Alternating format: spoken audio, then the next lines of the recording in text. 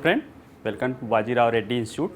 Today analysis के आज के अंक में हम 10 अक्टूबर 2023 के प्रमुख समाचारों को विश्लेषित कर समझने की कोशिश करते हैं। आज के जब समाचार पत्रों पे हम देखते हैं तो 3 प्रमुख घटनाएं हैं जो लगभग 2 प्रमुख इंडियन एक्सप्रेस और द हिंदू दोनों में हैं। जैसे एक है कि कार्यस्थल पर लैंगिक अंतर पर जो शोध है उसके लिए नोबेल का मतलब इकोनॉमिक्स प्राइज़ मिला है। ठीक है, क्लाउडिया गोल्डिंग नाम है उनको मिला है।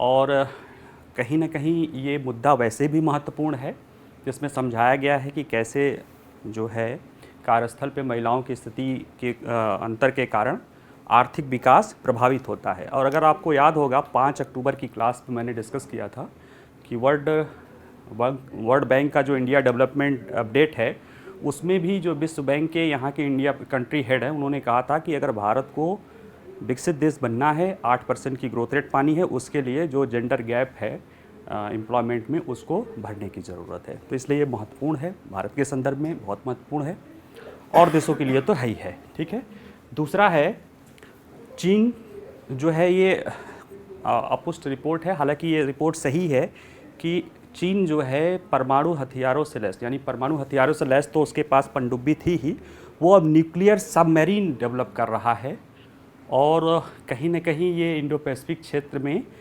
एक नए शीत युद्ध की जन्म देने वाला होगा। आपको पता होगा 23 सितंबर को रॉयटर्स में ये न्यूज़ आया था कि अमेरिका अपने शीत युद्धकालीन जो मरीन या सबमरीन जो है इंटेलिजेंस सिस्टम है उसको अपग्रेड कर रहा है। तो उसके पीछे यही सब वजह थी जो चीन ये अपने आप को जो न्यूक्लियर सबमरीन अपना बना रहा है और उसमें लोग कह रहे हैं कि ये रसिया के जो समकक्ष जो रसिया की न्यूक्लियर सबमरीन है अकुला क्लास उसके बराबर की है। ठीक है, और जहाँ तक तीसरा है, अभी अप्रैल और जून में एक अच्छी न्यूज़ है हमारे इकोनॉमी को लेके कि शहरी बेरोजगारी दर में कमी दिखी है और वह 6.6% हो गई है। ठीक है, लेकिन उसमें भी आपको एक लैंगिक अंतराल जो ये बात कर रहे हैं वो पर्याप्त रूप से दिखेगा। ठीक है, चलिए अब हम इसको शुरू करते हैं। इसको समझने के लिए ज़रा इस तस्वीर पे नज़र डालेंगे तो आपको समझ में आ जाएगा कि इधर पुरुष पूरा है और महिला आधे से थोड़ा सा ज़्यादा। ये बताता है कि कैसे जब हम रोज़गार के टेबल पे बैठते हैं, एम्प्लॉयमेंट या इकोनॉमिक टेबल पे बैठते हैं तो महिलाओं का काफ़ी हिस्सा गायब हो जाता है। ये वो सामाजिक चुनौतियां हैं, वो विडंबनाएं हैं जो महिलाओं के पिछड़ेपन का, इसके लिए कहीं ना कहीं सामाजिक आर्थिक कारण भी हैं लेकिन कुछ व्यक्तिगत कारण भी हैं और इसका प्रभाव सामाजिक आर्थिक परिदृश्यों में तो पड़ता ही है, इसका महिला जो देश की अर्थव्यवस्था है उसके विकास में भी बड़ा नकारात्मक प्रभाव पड़ता है। ठीक है, अभी हाल ही में जो है एक अर्थशास्त्री हैं, गोल्डिन फेमस हैं, उन्होंने एक अध्ययन किया था अमेरिका में, पिछले 1990 में ही उनका अध्ययन आया था। 200 सालों का अमेरिका के इतिहास को उन्होंने देखा था कि कैसे महिलाओं और पुरुषों के बीच में लैंगिक अंतर बना हुआ है।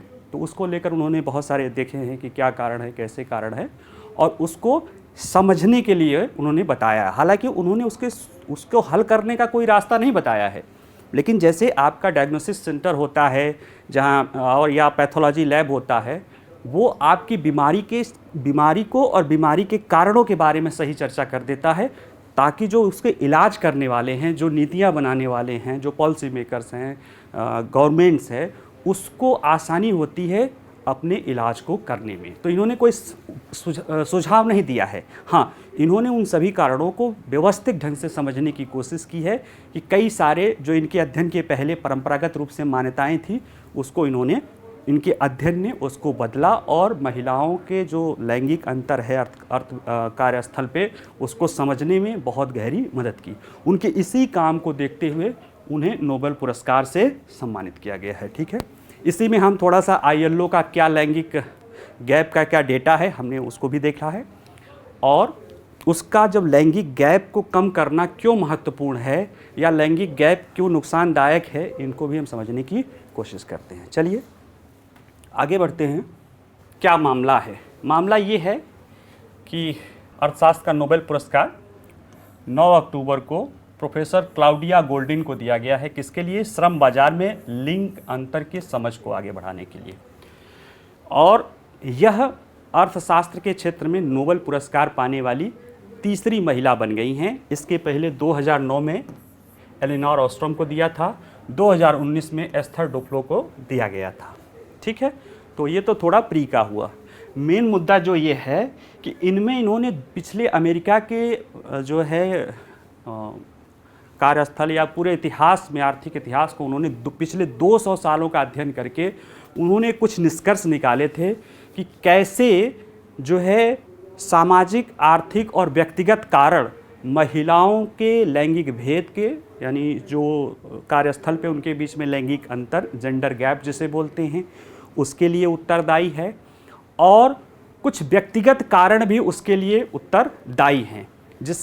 उस अध्ययन ने हमारे कई पुरानी मान्यताओं को बदलने में योगदान दिया, और उसके इसी योगदान के लिए इनको जो है नोबेल पुरस्कार दिया जा रहा है। जैसे इन्होंने कहा कि जैसे एक मान्यता थी कि निरंतर आर्थिक विकास के बावजूद महिलाओं का वेतन लगातार पुरुषों के बराबर नहीं हो रहा है, जबकि ये मानता थी कि जैसे जैसे आर्थिक विकास होता जाएगा महिलाओं का वेतन बढ़ता जाएगा। ठीक है, लेकिन हुआ उसका ठीक उल्टा, और वो ग्राफ चला गया यू शेप में। जैसे मैं अगर इसको थोड़ा सा समझूं इधर से, जैसे ये आप मान लीजिए ये टाइम है और ये एम्प्लॉयमेंट है। ठीक है, तो समय के साथ मान लिया यहाँ पे रोजगार का स्तर था, तो समय जैसे जैसे बढ़ना चाहिए तो इसको आगे बढ़ना चाहिए, ऐसी मान्यता थी। लेकिन ये हुआ क्या, ऐसे ऐसे घटता गया, यानी फिर जो है ऐसे बढ़ा महिलाओं का एम्प्लॉयमेंट, वीमेन एम्प्लॉयमेंट। शुरुआत में यहाँ था जब एग्रीकल्चर इकोनॉमी थी, लेकिन जैसे जैसे समय बढ़ा इसमें महिलाओं की रोजगार में भागीदारी कम होती गई। फिर सर्विस इंडस्ट्री के आने के साथ साथ ऐसे भागीदारी बढ़ती गई। ये बातें इन्होंने अपने अध्ययन में समझाई। पहले ये होता था कि जैसे जैसे आर्थिक क्रियाएं बढ़ेंगी वैसे वैसे महिलाओं की भागीदारी बढ़ेगी। इसे यू शेप ग्राफ बोलते हैं। ठीक है, और क्या कहा, महिलाओं की भूमिका तो जो है ये कम ज़्यादा है, उनसे मिलने वाला वेतन केवल व्यापक सामाजिक और आर्थिक परिवर्तनों से ही प्रभावित नहीं होता, वे आंशिक रूप से उसके व्यक्तिगत निर्णयों से भी निर्धारित होते हैं। जैसे इन्होंने कहा कि जो सामाजिक आर्थिक परिवर्तन है सिर्फ उससे ही महिला और पुरुष के वेतन में अंतर नहीं आता है, उसमें अंतर के पीछे कारण है कहीं ना कहीं व्यक्तिगत भी। उसको इन्होंने समझाया कैसे, व्यक्तिगत कैसे है। कहते हैं कि हमारे लिए जो बेहतर गुणवत्तापूर्ण रोजगार या बेहतर आय होगी वो कहीं ना कहीं हमारे बेहतर शिक्षा और तकनीकी ज्ञान पे निर्भर करती है। ठीक है, अब अगर महिला वो उसकी आकांक्षाएं क्या करना है, अगर वो शुरू में ही अपने माँ से ले ले या परिवार के किसी ऐसे सदस्य से ले ले जो रोजगार नहीं करती हो, या जिसने परिवार के देखभाल करने के लिए रोजगार को छोड़ा है, या उसकी माँ कोई और भी रोजगार करती हो, क्योंकि अक्सर ये देखा गया है कि जो है लड़कियाँ अपनी माँ को अपना आदर्श मानती हैं। ऐसे में हो सकता है कि वह ऐसे आधुनिक शिक्षा और इस तरह की चीज़ें, हाई पेड जॉब वाले स्किल सीखने या जो नॉलेज लाने के बजाय वो उस तरह के जॉब में जाना चाहे जिस तरफ उसकी माँ जा रही है। तो अगर वो उस तरह की शिक्षा की तरफ वो चली गई तो आगे जाके उसको उस तरह का रोजगार मिलना संभव नहीं है। ठीक है, और इन्होंने क्या बताया, एक और इन्होंने बताया है, वो मैं आपको दिखाता हूँ थोड़ा सा, जो है वो यह है कि वो भी चलो ठीक है कि एजुकेशन का स्तर ठीक है, व्यक्तिगत स्तर पे सब बढ़िया चल रहा है, सामाजिक आर्थिक स्थितियां भी सही हो रही हैं, इसके बावजूद भी अंतर क्यों होता है। उसमें इन्होंने कहा कि कई बार देखा गया कि महिलाएं पुरुषों की अपेक्षा ज़्यादा शैक्षिक रूप से ज़्यादा शिक्षित हैं, ज़्यादा स्किल्ड है, फिर भी उसी सेम रोजगार में होने के बावजूद उनको कम आय मिलती है। तो उसके पीछे ये तर्क बताती हैं कि जैसे ही पहला बच्चा जन्म लेता है उसी से चुनौतियां उत्पन्न हो जाती हैं।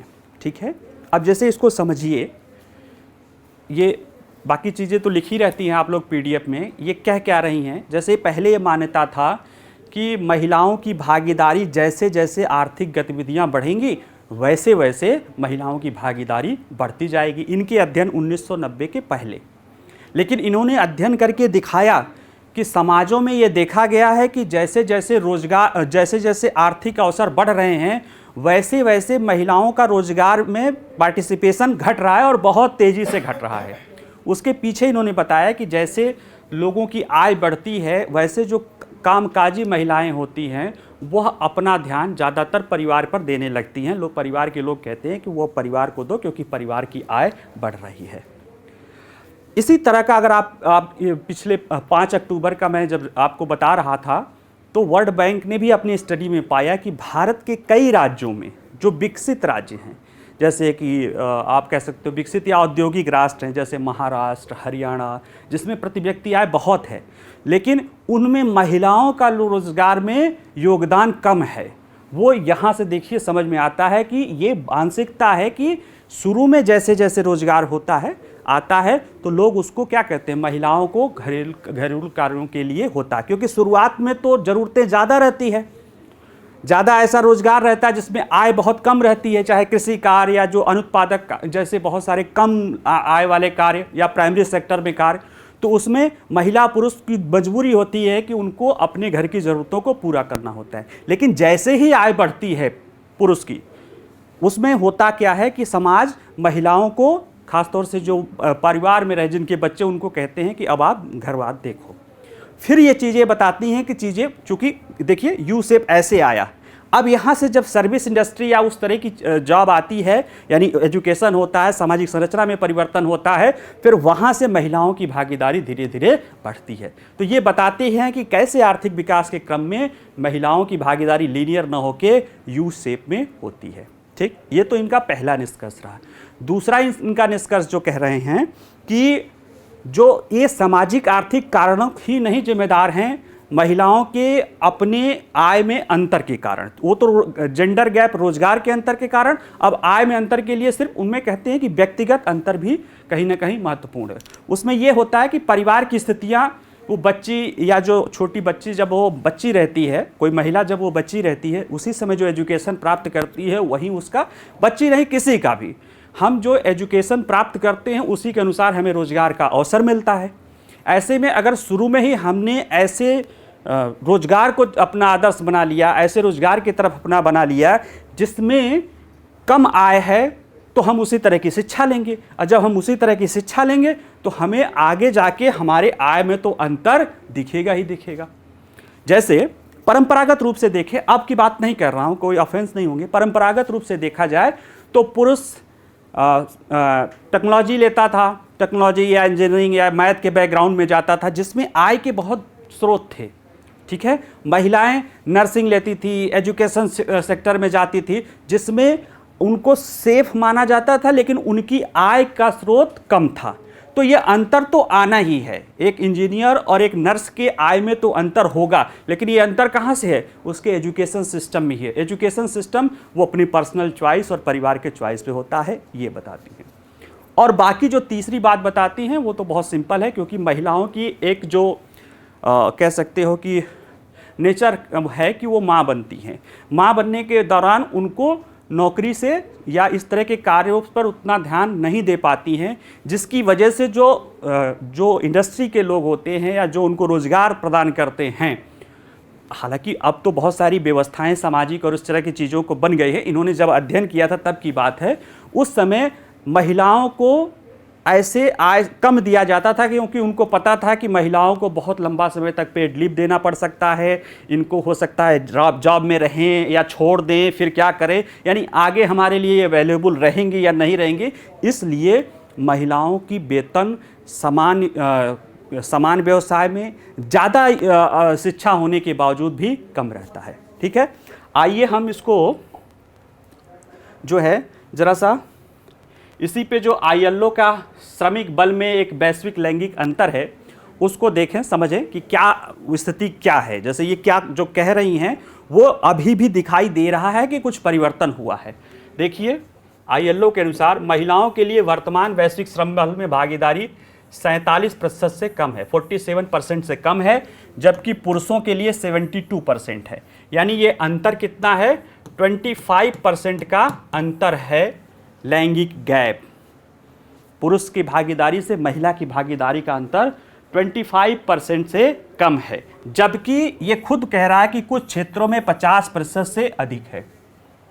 जैसे उस दिन हम बता रहे थे ना, वर्ल्ड बैंक या डेवलपमेंट बैंक में बताया कि भारत में भी स्थिति बड़ी खराब है। अब आप देखिए इसमें, हालांकि ये 2016 का डेटा आईएलओ ने दिया है जब उस समय अध्ययन किया है, लेकिन इसमें भी देखिए भारत में लिंग का अंतर 50.9 यानी लगभग 51% का अंतर है भारत में लैंगिक अंतराल का। और आज जो अभी पीरियाडिक सर्वे आया है क्वार्टरली एनएसएसओ का, उसमें भी देखेंगे तो लगभग 50% का लैंगिक अंतर रोजगार में है। और यह किसी भी देश के लिए सामाजिक रूप से और आर्थिक रूप से, और मैं कहूँ कि मानवाधिकार के रूप से तीनों स्तरों पे ये आईएलओ भी मानता है और नीति नियंता भी मानते हैं कि ये उचित नहीं है। देखिए इसके कारणों में आईएलओ और गैलप सर्वेक्षण किया था 2016 में। उसने पाया कि विश्व स्तर पर 20% पुरुष और 14% महिलाएं हैं। अब देखिए महिलाएं भी हैं, उसमें काफ़ी भारत की भी होंगी, मानती हैं कि एक महिला के लिए घर से बाहर वेतन वाली नौकरी करना अस्वीकार है। और कई महिलाओं ने बताया कि उनके निकटतम परिवार से ही घर से बाहर काम करने के उनके फैसले को अस्वीकार कर दिया है। तो ये कहीं ना कहीं 20% पुरुष और 14% महिला, ये काफ़ी बड़ा आंकड़ा होता है, जो महिलाओं को नहीं चाहते हैं कि वो काम के लिए बाहर निकले। और उसमें से कई तो उनके महिलाओं के निकटतम यानी जो अपने पारिवारिक लोग होते हैं वो नहीं चाहते हैं कि वो काम करने के लिए बाहर जाएं, जो कहीं ना कहीं इस अंतर का बड़ा कारण है। और जैसे जैसे समाज में ये रूढ़ियाँ ज़्यादा रहती हैं, ये अंतर ज़्यादा दिखता है। और भारत में तो 50% से भी ज़्यादा है, 51% है। अब आंकड़े थोड़े सुधरे हैं तो भी 50% का लैंगिक अंतर है। इसीलिए अभी जो लास्ट न्यूज़ हम डिस्कस करेंगे उसमें देखेंगे कि पुरुषों की 70% के आधार पर भागीदारी होने के बावजूद भी रोजगार में महिलाओं की 20-21% के अंतर पे भागीदारी होने के कारण ओवरऑल वो 45-46-47% ही हो पाता है। कहने दीजिए प्रधानमंत्री मोदी जी का डेमोग्राफिक डिविडेंड, हमारा समाज तैयार ही नहीं है। वो अपने 50% महिलाओं को, उसमें से भी 75% या अगर 20% है तो 80% वर्किंग एज को काम करने के लिए ही न प्रेरित कर रहा है, न उसके लिए कोई पुल फैक्टर है, न उसके लिए कोई पुश फैक्टर है।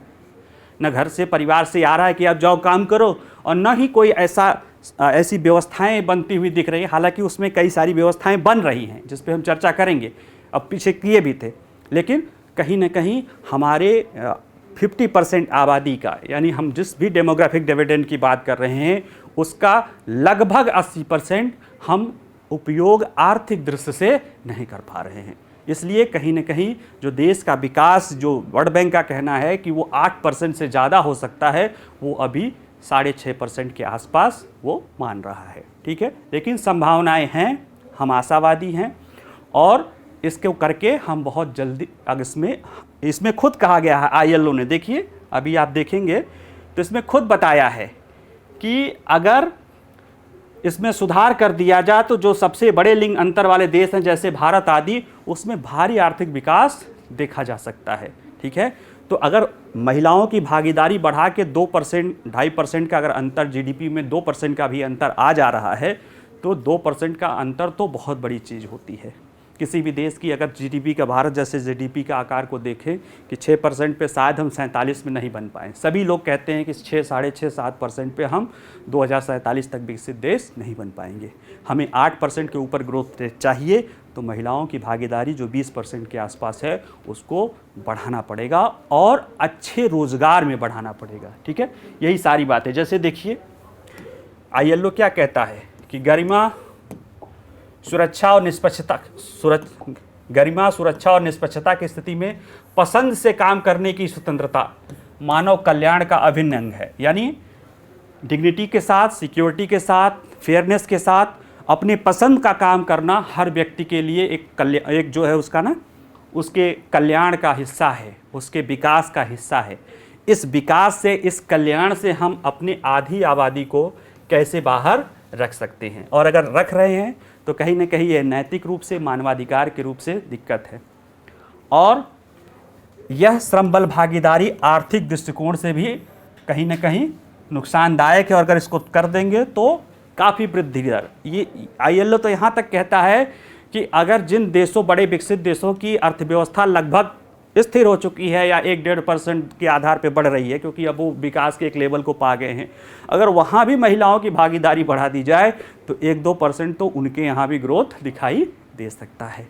तो ये वो क्षेत्र है जिस क्षेत्र में अगर काम किया जाए तो समान और इंफ्रास्ट्रक्चर, इनके लिए कोई इंफ्रास्ट्रक्चर बदलने की ज़रूरत नहीं है, इनके लिए कोई, बस इनको क्या करना है कि इनको भागीदारी महिलाओं की हमें बढ़ानी है। उसके लिए हमें पॉलिसी ऐसी बनानी होगी कि महिला भी खुल के रोजगार के क्षेत्र में आ सके। ठीक है, इसीलिए इनको, गोल्डिन जी को नोबेल पुरस्कार दिया गया है। क्यों? क्योंकि उनका अध्ययन इतना महत्वपूर्ण है।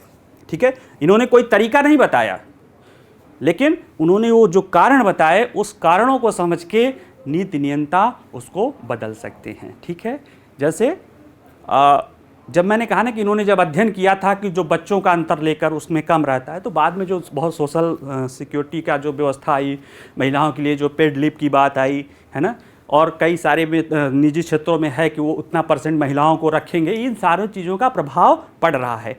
भारत सरकार जो है अभी महिलाओं के लिए स्टेम योजना लाई है, science, technology, engineering and math.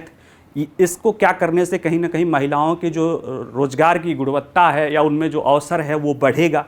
तो ये ऐसी सारी चीज़ें हैं जो हो रही हैं, जैसे कि विश्व बैंक के जो कंट्री हेड ही ने कहा था भारत के, कि भारत में विश्वविद्यालयों में देखा जाए तो महिलाओं की उपस्थिति पुरुषों से ज़्यादा है। बस हमें क्या करना है, इस ज्ञान को आर्थिक स्थिति में उपयोग करना शुरू करना पड़ेगा, यानी रोजगार से हमें इसे जोड़ना पड़ेगा। ठीक है, चलिए आगे देखते हैं। अब ये जो न्यूज़ है कि चीन परमाणु हथियारों से लैस पनडुब्बियां निर्माण में सफलता के करीब है, यह अगर आपको याद होगा या पीछे के वीडियो देख रहे होंगे तो 23 सितंबर को एक न्यूज़ आया था जिसमें ये बता रहा था कि कैसे अमेरिका ने अपना जो है पुराना नौसैनिक कह सकते हो कि आसूचना प्रणाली, उसको जो है शीत युद्धकालीन, उसको पुनः से शुरू किया है। उसके पीछे जो मेन वजह बताई जा रही थी वो यह था कि इंडो पैसिफिक क्षेत्र में जो मैरीन इंफ्रास्ट्रक्चर है, जो नेवी इंफ्रास्ट्रक्चर है, उसमें चीन द्वारा बड़े पैमाने पे प्रयास किया जा रहा है, उसमें ऐसी टेक्नोलॉजिकल डेवलपमेंट किया जा रहा है जो कि सामान्यतः उसको पकड़ में न आ सके। जैसे अभी न्यूक्लियर सबमरीन जो होता है, जैसे एक तो होता है सबमरीन है वो न्यूक्लियर कैपेबल मिसाइल लेके जाए, वो अलग चीज़ होती है। एक होती है कि न्यूक्लियर सबमरीन ही होती है जो कि क्या करे, एक बार उसने अपना जो है एनर्जी ले लिया, अब वो चली गई समुद्र के नीचे, 1 साल तक उसको आना नहीं, खाना पीना लेके, या काफ़ी लंबे समय तक शांत पड़ा है सागर के नीचे गहराई तक, तो उसमें आवाज़ बिल्कुल न के बराबर होती है। तो जब आवाज़ न के बराबर होती है तो सोनार काम नहीं करता है, और उसकी वजह से वो उसका जो कह सकते हैं ना कि पनडुब्बी जो होती है वह आक्रामक लड़ाइयों में उपयोग नहीं होती। जैसे जो विमान वाहक पोत या इस तरह के सामने ही आ रहे हैं और आक्रामक करते हैं कि हम हमला करने आए हैं, पनडुब्बी आदि जो है वो सेकंड उसमें होती हैं कि अगर आप पे कोई हमला हुआ हो इस तरह का, तो आप अपने हमले को किसी भी स्थिति में, जैसे कि जब आप इसमें ख़ास तौर से इसका महत्व बढ़ जाता है न्यूक्लियर डिटरेंस में। जैसे पता चले कि भारत पाकिस्तान का कोई युद्ध हो रहा है, चलो भारत पाकिस्तान छोड़ो, चीन और अमेरिका का हो रहा है, हम क्यों अपने देश पे युद्ध करें, और चीन ने अमेरिका पे परमाणु बम दाग दिया है या अमेरिका ने चीन पे दाग दिया है, तो ऐसा तो होगा नहीं कि पूरा देश समाप्त हो जाए। तो उस स्थिति में कि उसको रोके, कि उसको ये पता रहे कि हम ऐसा करेंगे तो हम भी तबाह हो जाएंगे, उसके लिए ऐसी कैपेबिलिटी होनी चाहिए जिसको जो हमारा एडवर्सरी है या जो हमारा विरोधी देश है वो उसे पकड़ न सके। उसमें ये न्यूक्लियर जो कैपेबल या न्यूक्लियर जो पनडुब्बियाँ होती हैं वो बहुत कारगर होती हैं। क्यों? क्योंकि अभी जैसे अभिनंदन वाला मामला था, हमारी जो अकुला क्लास रूस की हमें मिली थी, वो हमारा न्यूक्लियर सबमरीन एकदम कराची के पास पहुंच गई थी और पाकिस्तान को जब पता चला तो उसके हाथ पांव फूल गए थे। वो जो नहीं वहाँ का मंत्री कहता है कि जनरल आया तो उसके पैर कांप रहे थे कि अभिनंदन को नहीं छोड़ा तो बहुत ख़राब स्थिति हो सकती है।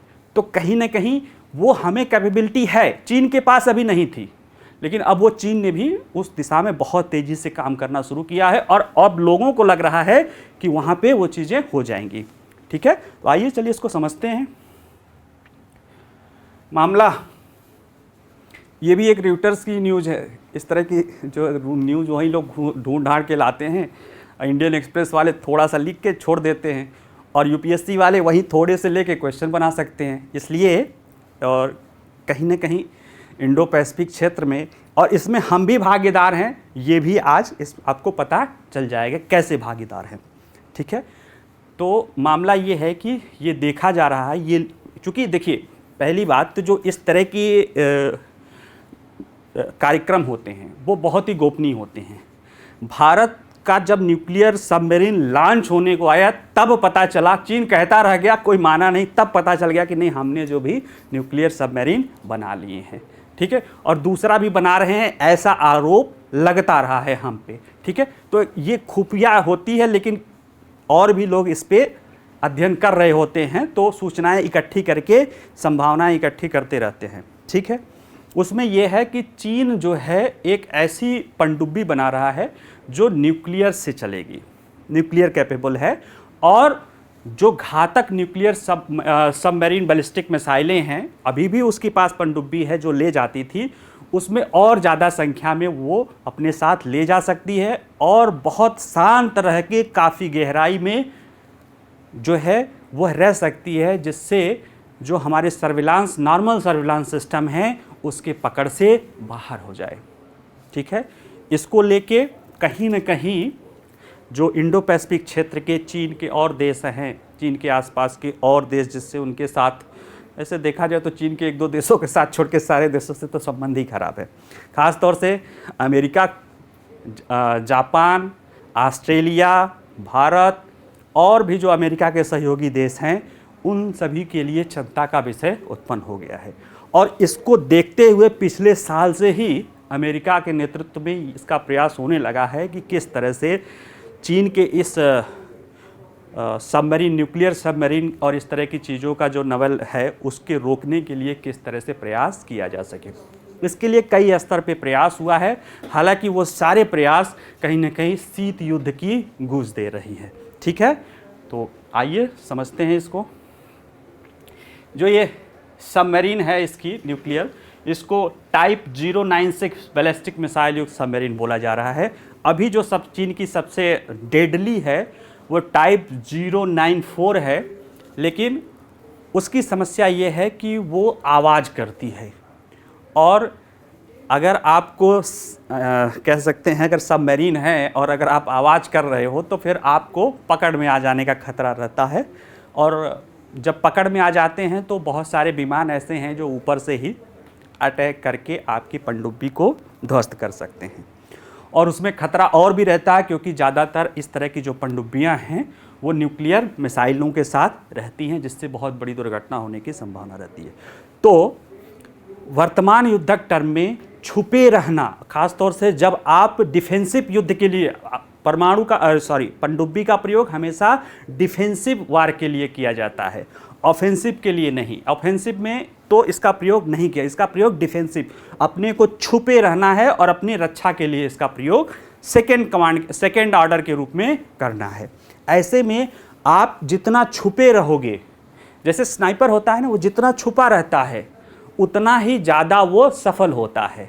जैसे आपके जो 5th जनरेशन इस तरह के फाइटर प्लेन हैं, वो जितना स्टेल्थ रहते हैं उतना ज़्यादा उनकी मारक क्षमता मतलब उनका प्रभाव बढ़ जाता है। ठीक है, उसी तरह से ये जो पनडुब्बी है, ये जितनी शांत रहती हैं उतना ज़्यादा ये स्टेल्थ हो जाती हैं, यानी इनकी पकड़ के और इनकी जानकारी नहीं हो पाती, उतनी गोपनीय हो जाती है। और जितना गोपनीय रहेगा उतना जो हमारा विरोधी देश है उसको जानकारी से बचा रहेगा तो वो हमसे उतना ही भय खाता रहेगा, और जो जो भयादोहन होता है ना, न्यूक्लियर डिटरेंस, वो उतना मजबूत होगा। ठीक है, तो इसी में ये चीन जो है अब अपनी क्षमता को, जो शोर शराबा था उसको छोड़ के यह अभियान तेज है इसमें कर रहा है। और यह इसकी ऐसी पनडुब्बी अगर ये बन रहा है जिसको कहा जा रहा है कि कहीं ना कहीं इससे रूस भी मदद कर रहा है। हालांकि इसको लेके कुछ लोगों का कहना है कि रूस मदद नहीं कर रहा है, कुछ लोगों का कहना है कि रूस मदद कर रहा है। जो भी हो, यह एक इंडो पैसिफिक क्षेत्र में एक जो है नौसेना के क्षेत्र में एक शीत युद्ध की शुरुआत है। क्यों? क्योंकि अब इसके काउंटर करने के लिए ही जो इंडो पैसिफिक क्षेत्र के और देश हैं उन्होंने भी प्रयास शुरू कर दिया है। जैसे जो सबसे पहला दिख रहा है वह यह दिख रहा है कि इस क्षेत्र में जो है, जो इन पनडुब्बियों की ट्रैकिंग करने के लिए एक अंतर्राष्ट्रीय स्तर पे प्रयास बन रहे हैं, जिसमें जापान, भारतीय सेनाएं भी संयुक्त राज्य अमेरिका, ऑस्ट्रेलिया और ब्रिटेन के साथ सहयोग कर रही है। कई सारे एंटी पनडुब्बी युद्ध अभ्यास हो रहे हैं।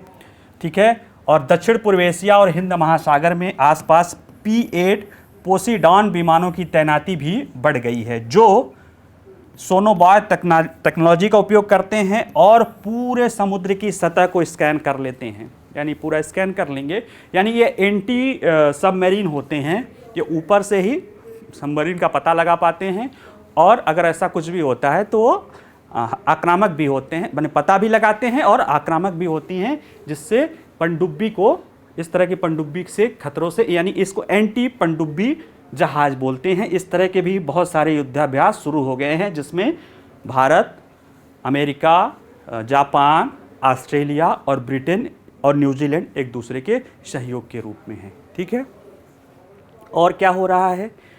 और ये हो रहा है, देखिए, एक बना है थिएटर अंडर सी सर्विलांस कमांड, TUSC।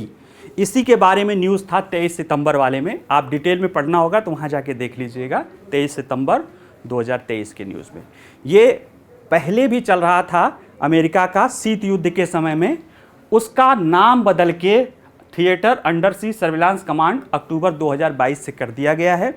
और इसने नए नए तकनीक ईजाद किए हैं कि कैसे जो है अंडर सी सर्विलांस को बढ़ाया जा सके, यानी इस तरह के जो न्यूक्लियर सबमरीन हैं इनको जांच किया जा सके। जो यूक्रेन और रूस के युद्ध में उसने सीखा है कि कैसे जो है यूक्रेन के जो वाटर UAV हैं वो जो है कहीं ना कहीं जो है रूस के जहाज़ों को, युद्धक जहाज़ों को नुकसान पहुंचा रहे हैं। तो अमेरिका भी इसके ज़रिए न्यूक्लियर सबमरीन जैसी नई नई चुनौतियों का जो है, रूस से तो था ही, अब उसमें चीन भी बढ़ गया है, उस पर भी ध्यान देना चाह रहा है। और जो वाटर, पानी के अंदर जो ड्रोन टेक्नोलॉजी आ रही है, जिसके तहत उसने देखा है कि यूक्रेन युद्ध में उसकी विनाशकता को, उसमें अपने को महारत हासिल होने के बारे में प्रयास कर रहा है। ठीक है, इसी तरह से अभी कुछ दिन पहले ऑस्ट्रेलिया, ब्रिटेन और अमेरिका के बीच में AUKUS समझौता हुआ है, जिसमें समझौते के तहत एक तो ये है कि जो पश्चिमी ऑस्ट्रेलिया में जो है अमेरिका और Britain nuclear attacking submarine launch नियुक्ति करेंगे, ताकि ऑस्ट्रेलिया को इस तरह के खतरे से बचाया जा सके। और ब्रिटेन ऑस्ट्रेलिया को मदद कर रहा है, ब्रिटेन की जो पनडुब्बी है, परमाणु पनडुब्बी, उस तरह की पनडुब्बी डेवलप करने में ऑस्ट्रेलिया की मदद ब्रिटेन कर रहा है, जिसके लिए तकनीकी और पैसा अमेरिका दे रहा है। यानी तीनों देशों का एक संयुक्त प्रयास है कि 2030 तक यहाँ पे परमाणु संचालित पनडुब्बी ऑस्ट्रेलिया के पास हो जाए। भारत के पास तो एक है, दूसरे पर भी भारत अपना काम कर रहा है। तो कहीं ना कहीं ये परमाणु पनडुब्बी के एक कहीं ना कहीं युद्ध की बात है। और ये सारी बातें क्या बता रही है कि इस क्षेत्र में क्या बढ़ रहा है, शीत युद्ध की गूंज। शीत युद्ध में भी इसी तरह की चीज़ें दिखाई, एक दूसरे की खुफिया जानकारी करना, सब कुछ करना, अपने अपने हथियारों को बढ़ाना, अपने अपने संधियों को बनाना, ये सारी चीज़ें हो रही है। और इसलिए कहा जा रहा है कि इंडो पैसिफिक क्षेत्र आगे आने वाले समय में सबसे विवादित क्षेत्र होने जा रहा है। इसलिए देखिए, कनाडा को भारत ने इतना कुछ किया, इसके बावजूद भी उसके 5 आइज़ थोड़ा बहुत बोल के शांत हो गए। जबकि आपको विश्वास नहीं होगा, जो अमेरिका का परमाणु बम बना था ना, उसमें कनाडा उसमें भागीदार था। इतना निकटस्थ सहयोगी है कनाडा अमेरिका का, लेकिन ये इंडो पैसिफिक क्षेत्र में भारत की ज़रूरतों को देख के, भारत के महत्व को देख के अमेरिका अपने सहयोगी को ही समझा रहा है कि शांत हो जाओ, ज़रूरत है हमें। ठीक है, चलिए अगला देखते हैं। देखिए ये भी तस्वीर बता रहा है कि धीरे धीरे रोजगार के आंकड़े इधर से रोजगार की तरफ आ रहे हैं, इधर से पढ़ के आ रहे हैं, इधर रोजगार में आ रहे हैं। तो NSSO एक संस्था है, नेशनल सर्वे सैंपल सर्वे ऑफिस। वह क्वार्टरली आधार पे या त्रैमासिक आधार पे जो है एक लेबर फोर्स का सर्वे प्रकाशित कर रही है। उसमें उसने अभी हाल ही में अर्बन एरिया यानी अर्बन भारत के शहरी क्षेत्रों के लिए सर्वे बताया है, जिसमें ये बताया है कि जो बेरोजगारी दर है वह घट के 6.6% रह गई है। ठीक है, तो इस कहीं ना कहीं ये इसमें कुछ प्रीकाही चीज़ है और ये भारत के लिए बेहतर चीज़ है, भारत की अर्थव्यवस्था के लिए बेहतर चीज़ है। जब मैं आपको वर्ल्ड बैंक का पढ़ा रहा था तब भी मैंने बताया था कि मुझे उम्मीद है कि चीज़ें अच्छी होंगी। जब मैं आपको RBI की मौद्रिक पॉलिसी पढ़ा रहा था तब भी मैंने समझाया था, और जब मैं जो है S&P का PMI पढ़ा रहा था तब भी बताया था कि हमें कई सारे इंडिकेटर्स बता रहे हैं कि कहीं ना कहीं अर्थव्यवस्था की स्थिति बेहतर होती जा रही है। ठीक है, उसमें से एक आंकड़ा ये भी है कि जो है बेरोजगारी जो है घट रही है। इसके पीछे जो बहुत सारे लोग कारण बता रहे हैं उसमें सबसे बड़ा कारण ये बता रहे हैं कि भारत सरकार जो है कैपिटल इन्वेस्टमेंट के लिए बहुत बड़ा लक्ष्य लेके चल रही है। 10 लाख करोड़ का कैपिटल इन्वेस्टमेंट उसको करना है, और शुरू के 5 महीने में जो उसने 3 लाख से ज़्यादा का कैपिटल इन्वेस्टमेंट किया है वो पिछले साल की अपेक्षा 46% ज़्यादा है। और उसने जो राज्यों को जो कैपिटल इन्वेस्टमेंट के लिए जो 50 साल तक के लिए इंटरेस्ट फ्री लोन आदि चीज़ें हैं उसका भी प्रयास हो रहा है। तो इस कैपिटल इन्वेस्टमेंट से इंफ्रास्ट्रक्चर में तो चीज़ें हो रही हैं, साथ में रोज़गार में भी वृद्धि हो रही है साथ ही साथ। तो चलिए इसको समझते हैं। ये ज़्यादातर प्री का ही है लेकिन फिर भी हम इसको थोड़ा समझते हैं। देखिए NSSO क्या कह रहा है, ये आवधिक श्रम बल सर्वेक्षण है, पीरियाडिक लेबर फोर्स सर्वे है, हर 3 महीने पर आता है। इसमें अप्रैल जून 2023 यानी प्रथम तिमाही। अब आप लोग कहेंगे सर, जो नए बच्चे होंगे एग्जैक्ट वो कहेंगे सर अप्रैल जून महीना तो जनवरी से लेके शुरू होता है। तो हमारा जो है अंग्रेज़ों के समय से ही जो हमारा वित्तीय वर्ष चलता है फाइनेंशियल ईयर, वह 1 अप्रैल से शुरू होता है और 31 मार्च तक चलता है। अब अंग्रेज़ों ने क्यों किया इतना डिटेल में जाने की ज़रूरत नहीं है, लेकिन हमारा जो वित्तीय वर्ष है, नॉर्मल वर्ष तो जनवरी से लेके दिसंबर तक चलता है, लेकिन वित्तीय वर्ष जो है हमारा 1 अप्रैल से शुरू होता है और 31 मार्च अगले साल ख़त्म होता है।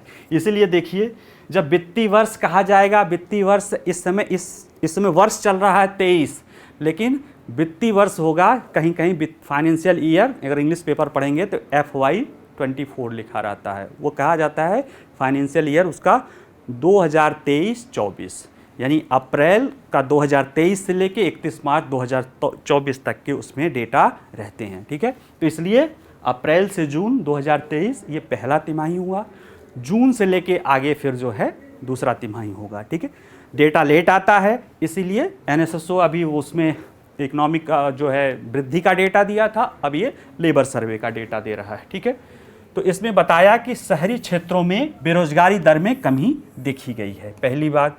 दूसरा है कि इस अवधि के दौरान 15 वर्ष और उससे अधिक आयु के व्यक्तियों के लिए श्रम बल में भागीदारी दर, यानी कि जितने लोग, इससे ज़्यादा लोग काम करने के इच्छुक हों, ऐसे लोग जो काम ही नहीं करना चाहें उनकी नहीं, जितने लोग काम करने की इच्छुक हों उनकी भी संख्या का अनुपात भी बढ़ रहा है और श्रमिक जनसंख्या अनुपात भी बढ़ रहा है। ये श्रमिक जनसंख्या अनुपात जो हमारी जनसंख्या में जो कार्यशील जो लोग रोजगार प्राप्त लोग हैं या जो रोजगार में हैं उनका अनुपात श्रमिक जनसंख्या अनुपात है, यानी कि बेरोजगारी दर भी घट रही है और लेबर क्या कहते हैं श्रम बल, लेबर फोर्स पार्टिसिपेशन रेट और श्रमिक जनसंख्या अनुपात WPR, इन तीनों क्षेत्रों में बेहतर दिख रहा है। इसी के साथ साथ उसने और भी बातें बताई, जैसे उसने बताया है कि जो अभी बेरोजगारी दर है भारत में, बेरोजगारी दर और या इन क्षेत्रों में, ये जो कोरोना पूर्व की स्थिति थी, महामारी के बाद की स्थिति छोड़ दिया जाए तो महामारी के पहले की जो स्थिति थी उससे बेहतर स्थिति में है। अगर उस समान अवधि की तुलना किया जाए, यानी अप्रैल से जून 2019 की तुलना किया जाए अभी से, तो ये बेरोजगारी का आंकड़ा और ये सारे आंकड़े उससे बेहतर स्थिति में हैं। तो कहीं ना कहीं अब ये बता रहा है कि हमारी अर्थव्यवस्था कोविड वाली जो महामारी के संकट से पूरी तरह से उबर चुकी है। अब उसमें कहीं कोई शक नहीं। इसी वजह से आप देखते होंगे कि जो इंडस्ट्री वाले हैं या जो हमारे यहाँ जो शहरी मध्य वर्ग है वो आशावादी है, इसलिए इंडस्ट्री में भी ग्रोथ दिखाई दे रहा है, इन्वेस्टमेंट में भी ग्रोथ दिखाई दे रहा है, और जो उपभोक्ताओं का खर्च है वो ज़्यादा बढ़ गया है, जिसकी वजह से परिवार की बचत घट गई है, और लेकिन वह निवेश बढ़ गया है, कारों का सेल बढ़ गया है, घर का ऋण का जो है ग्रोथ ज़्यादा है, जो कार लोन है उसका ग्रोथ ज़्यादा है। ठीक है, ये सारी चीज़ें दिखाई देती हैं। इसमें देखिए ये कारण बताया गया है। देखिए जो national institute of public finance की हैं प्रोफेसर लेखा चक्रवर्ती, इन्होंने कहा कि केंद्र, यानी ये जो बढ़ा है तो क्यों बढ़ा है ये भी तो है, तो उसने बताया कि केंद्र द्वारा बढ़ाए गए पूंजीगत व्यय से राज्यों को ढांचागत परियोजनाओं को आगे बढ़ाने में मदद मिली है, जिससे शहरी भारत में रोजगार के अवसरों में तेजी आई है। वित्त वर्ष 23-24 में पूंजीगत व्यय 10,01,000 करोड़ रुपए आका है, जो वित्त वर्ष 22-23 से 36% ज़्यादा है। यानी जो पिछले वित्तीय वर्ष में जो सरकार ने इन्वेस्ट किया था कैपिटल इन्वेस्टमेंट, उससे 36% ज़्यादा ग्रोथ सरकार ने खुद ही रख रखा है। और जो अभी तक अप्रैल से अगस्त तक का 5 महीने का डेटा है केंद्र का पूंजीगत व्यय, वो 3,74,000 करोड़ रुपए है, जो पिछले वर्ष इसी अवधि की तुलना में 48% अधिक है। तो इतना ज़्यादा सरकार कैपिटल इन्वेस्टमेंट कर रही है। जो कैपिटल इन्वेस्टमेंट किस तरफ हो रहा है? राज्यों में देखिए इंफ्रास्ट्रक्चर और ढांचागत सुविधाओं के लिए हो रहा है। निश्चित रूप से वो सारी चीज़ें इन रोजगार की वृद्धि के कारक हैं। ठीक है, शहरी बेरोजगारी का घटता आंकड़ा, वो देखिए जरा सा इसके आंकड़े, हालांकि ये तो तीन महीने के हैं, फिर भी ये हमारी अर्थव्यवस्था को समझने में बताएगा। जैसे अप्रैल जून में शहरी बेरोजगारी दर 6.6%, ठीक है, 6.6% है शहरी बेरोजगारी दर, इसमें महिला पुरुष दोनों। अब पुरुषों के लिए अगर देखेंगे तो ये 7.1% से घट के 5.9% है, यानी कहीं ना कहीं ये ज़्यादा घटा हुआ है। और महिलाओं के लिए यह 9.5% से 9.1% है, यानी कम घटा है। और देखिए पुरुषों की अपेक्षा महिलाओं की बेरोजगारी दर ज़्यादा है। ठीक है, ये कहीं ना कहीं क्या बता रहा है? जेंडर गैप यहाँ भी दिख रहा है। और शहरी क्षेत्रों में श्रम बल भागीदारी अप्रैल जून में 47.5% से बढ़कर 48.8% हो गई है, यानी इतने लोग रोजगार में हैं। 48.8% जो उस कार्यशील जनसंख्या के रोजगार के चाहत रखते हैं। ठीक है, और इसमें जब पुरुषों के लिए आंकड़ा 73.5% और महिलाओं के लिए यह बढ़ा है 23.2%। देखिए यहाँ भी अंतर 50.3% का ये जेंडर गैप दिखा रहा है, जो आपके ILO के आंकड़े में बताया गया है। और ये कहीं ना कहीं अगर इसको हम कम कर लेते हैं, हालांकि प्रयास चल रहा है, अगर हम इसको कम कर लेते हैं तो बहुत बड़ा जो है अर्थव्यवस्था का जो विकास का जो क्षेत्र है ना, उसको हम आसानी से टैप कर सकते हैं। चलिए और आगे देखते हैं आंकड़े को। वही पूरी जनसंख्या में WPR जो होता है, जनसंख्या में कार्यशील जनसंख्या का अनुपात WPR बोलते हैं, वो अप्रैल जून 2022 यानी पिछले साल के महीने में 43.9% से बढ़ के 45.5% हो गया है। पुरुषों के लिए यह 68.3 से बढ़ के 69.2% है, और महिलाओं में 18.9 से बढ़कर 21.1%। यानी यहाँ पे कहीं ना कहीं देखिए जो महिलाओं का योगदान बढ़ा है 18.9 से 21.1%, और ये 68.3 से 69.2% ये है। लेकिन जब वर्ल्ड बैंक वाला डेटा यहाँ देख लेंगे तो पता चलेगा कि ये उन क्षेत्रों में बढ़ा है जहाँ पे रोजगार कम लाभ प्रदाता है या बहुत बेहतर जो है उसमें आय नहीं है। ठीक है, तो ये सारी चीज़ें, जैसे इसमें कुछ आंकड़े हैं कि किन किन राज्यों में औसत से कम है, तो उसमें ये है, ये आपको प्री का डेटा है, देख लीजिएगा, इसमें कोई बहुत ऐसा नहीं है जो इसमें समझाएं।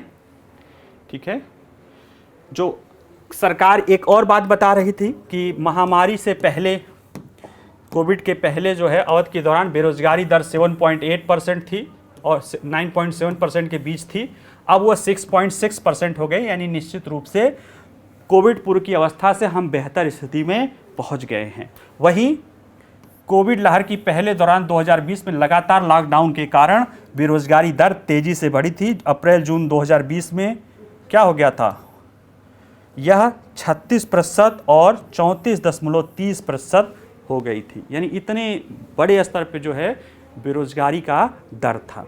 लेकिन अच्छा ये बताइए, 36% पुरुष बेरोजगार हुए थे और महिलाएं 34% ही क्यों हुई थी? तो कहीं ना कहीं पुरुषों का जो रोजगार है वो ज़्यादा घटा था, यानी ये बताता है कि ज़्यादातर महिलाएं किस क्षेत्र में काम कर रही थी, ऐसे जगह जहाँ पे लॉकडाउन का असर नहीं हो रहा था। नर्सिंग सेक्टर में थी, हाउस होल्ड में मदद कर रही थी। ठीक है, ऐसे बहुत सारे जो स्मॉल स्केल इंडस्ट्रीज़ थी वहाँ पे काम कर रही थी, घर से काम कर रही थी, इसलिए महिलाओं में उतनी कटौती नहीं देखी गई। आंकड़े बड़े अच्छे होते हैं, कई बार अगर हम उनको ढंग से पढ़ें तो बड़ा सही तस्वीर पेश कर देते हैं। ठीक है, चलिए आप लोग इसको ढंग से पढ़िएगा। जो इसके लिए जो नोट्स है एज इट इज़ मिल जाएगा आपको हैंड आउट के रूप में, उनको पढ़ के आप हमारी क्लास को सुनिएगा। जिन लेक्चर सीरीज़ या नोट्स की बात कर रहे हैं, जैसे 5 अक्टूबर का बात बता रहे हैं या 23 सितंबर की, उनको भी देखिएगा ताकि और डिटेल में आपको चीज़ें पता चले। इसके बाद इन पे अपना नोट्स बना लीजिएगा और उसे बार बार याद करिएगा, वही आपको मेंस में काम आता है। ठीक है, चलिए फिर, थैंक यू।